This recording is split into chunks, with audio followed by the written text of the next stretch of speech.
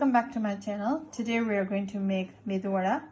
I have soaked urad dal for 4 hours and grind it into a thick batter. To that I have added half a cup of chopped onion, 1 teaspoon of ginger, few curry leaves, and 1 green chili, and salt as per taste. Now we are going to make small donut shaped vadas and deep fry them. Oil is hot.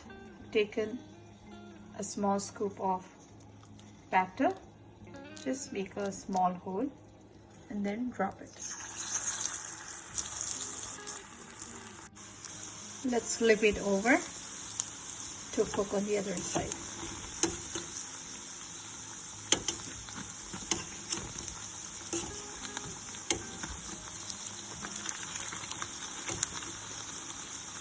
Are ready to be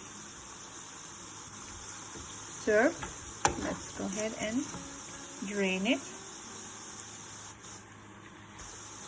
Like to drain any fried stuff on a kitchen paper towel, so I'm going to drain it on that so that the excess oil is being soaked into that paper. This can be served with coconut chutney or even tomato ketchup.